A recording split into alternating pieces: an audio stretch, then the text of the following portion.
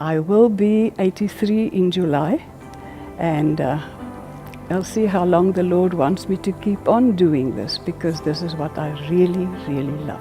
I make a joke of it. I say I just twist it around. I'm not 92, I'm 29, so that I can do what I have to do.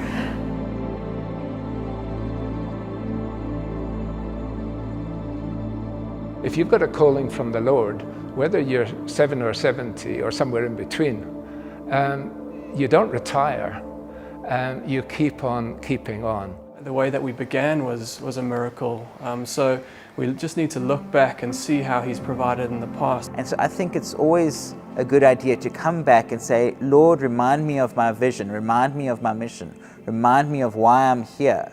And seasons do come and seasons do go, but in those seasons, even when it's difficult, hold on, keep the faith, keep moving forward into the purposes that God has set for us. Because this is an amazing system, and it's an amazing group of people who lead it from head office. And as we have that kind of support and that kind of care, you don't find that in a lot of other places. Continue. Trust God.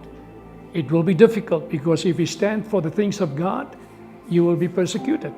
We're walking through principalities and rulers of the dark world, and we need God to actually carry us through. Are we going to sit back and have a look at those difficulties and then sit down and cry about it and quit and give up?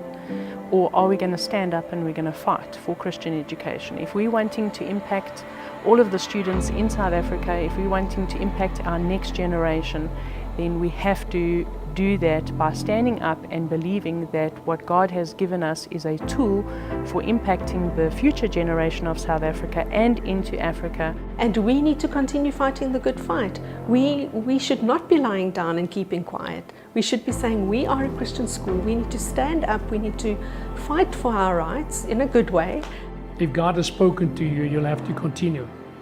It was difficult for the early disciples, and I think it will be difficult for everyone that are following the instructions of God.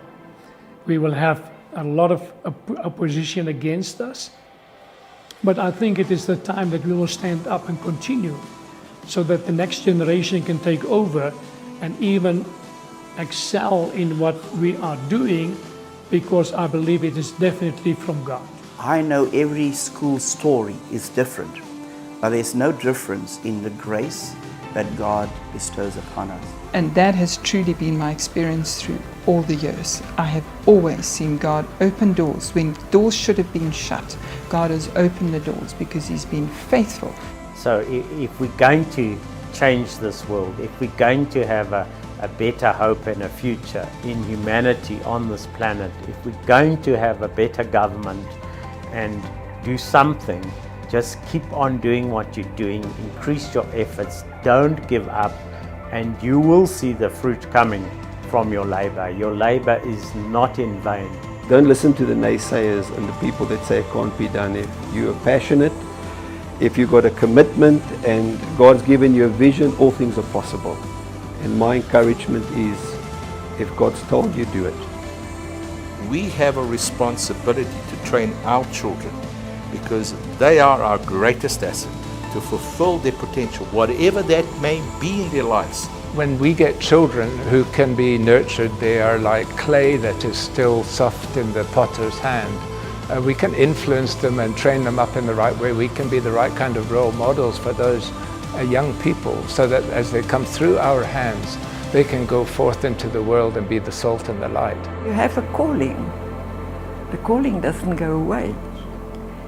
You say yes to the Lord until the end of days. And that's why I'm still involved. So while you can do it, just do it for the Lord.